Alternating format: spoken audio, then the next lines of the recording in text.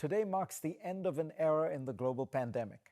After 2 years, 9 months, and 11 days of near complete isolation from the outside world, the government of China finally flung open the country's borders. It's a major piece of the stunning reversal of Xi Jinping's zero COVID policy. Gone are mass testing regimens and draconian quarantine requirements, both for Chinese citizens and international travelers. Gone, too, are the stringent lockdowns that shut down city life for months on end. Most of the headlines about this development have focused on the wave of COVID cases that has predictably sprung up in the country, overwhelming hospitals and snarling production on factory floors. But China's reopening is bigger than a rash of COVID cases, troubling though they are. As The Economist reports, China's reopening signifies a massive jolt to the global economy. In the near term, economic activity may be slow to rebound, but soon enough, Chinese tourists will begin booking flights and traveling abroad. As a travel expert told the FT, before the pandemic, China was the world's single largest source of international tourists. The Economist notes that Chinese households saved 1/3 of their income last year, and that this year, one estimate has household consumption bouncing back by 9%.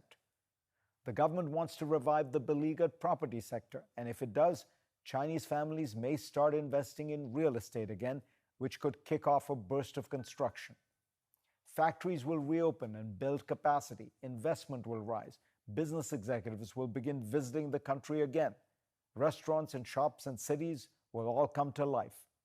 To understand how big a change all of this would be, look at how depressed the Chinese economy has been. GDP growth plummeted from 8.1% in 2021 to around 3% last year. In November, exports fell 8.7% compared to the year before. Exports to the US fell 25% in the same period. HSBC estimates that in the first quarter of 2024, China's GDP could be 10% higher than it will be this quarter. According to The Economist, that means that China could account for 2/3 of global growth next year.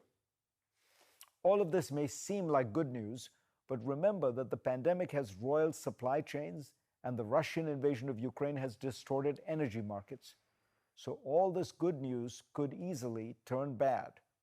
That's because hundreds of millions of Chinese consumers clamoring for global goods and services again would represent a massive rise in demand.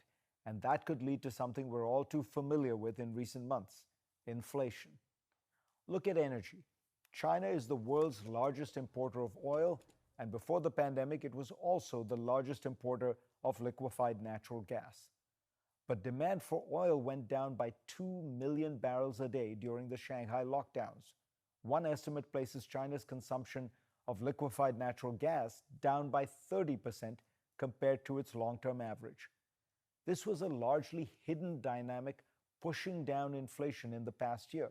China's lowered demand released some of the upward pressure on the price of oil, gas, and coal.